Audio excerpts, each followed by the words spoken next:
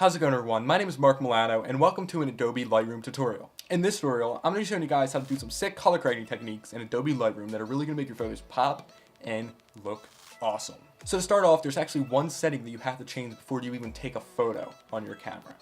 And that is to change the camera setting to RAW. And the reason why we're doing this is because when you don't have it on the RAW setting, you're most likely going to have it on the JPEG setting. And the problem with it being on the JPEG setting is it's going to add in all these colors that are actually almost impossible to take out in post-production. And that's just what you don't want. If you have it in the RAW setting, it's not going to add in any of that color, and it's going to be way easier to add in color later in post. So to jump right in, we got a photo of my friend Becca here. Shout out for wanting to be in the video. Thank you, I appreciate it.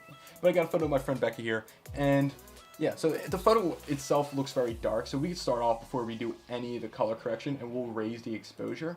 And that's just a plus of being on RAW, because we're able to mess around with the exposure and it won't look crazily crap. So we'll bring that up, the exposure to 1. And just another thing to add on about the RAW settings is, you might go and do a client work, and the client might be like, why do they look so bland? Well, just let them know. It's for post. We're just gonna fix everything in post anyway, so just let them know, yep, it looks bland, but it's not gonna look bland at the end. I'm gonna let you know that right now. So just by bringing up the exposure, the photo looks already way better. So what we're gonna do though, is we're gonna mess around with the hue, the saturation, and the luminance.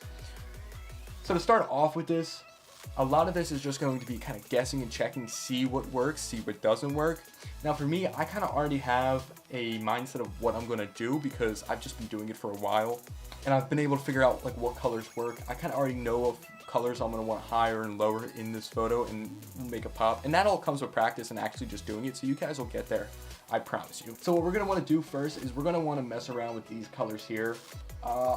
We'll click on the red. Not going to actually mess with the red for the hue, but we're going to go down and we're going to hit tab, and it's going to bring us down to the orange tab here. And we'll go, and I'm going to do this, let's say -15 for the orange. And I'll go ahead for the yellow. We'll actually keep yellow on 0, so we'll hit tab twice to get us onto the green. For green, we could do +20. And then we have aqua here. So let's say we do -5 for the aqua. Blue, what we could do for the blue is, let's say -10 for the blue. Hit tab again. For the purple and magenta, we're actually not going to do anything with the purple and magenta. We'll just skip that, and we'll go down straight down to saturation. For the red saturation, we'll do +5, so just hit 5 for it to be in the positive. For orange, we'll go ahead and we'll do +18 for the orange. For the yellow, we'll go 1 for the yellow. For the green, we'll actually bring it all the way down to -35. And aqua, we could skip the aqua. Blue, what we'll do is we'll do -20 for the blue. Purple and magenta, again, we'll skip.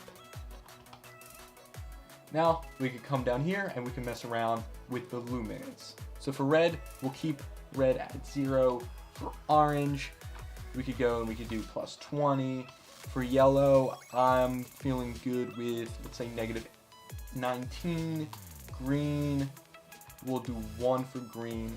Aqua, let's say we keep aqua at 0. Blue, I would like to bring down the blue, so let's say -20 with the blue.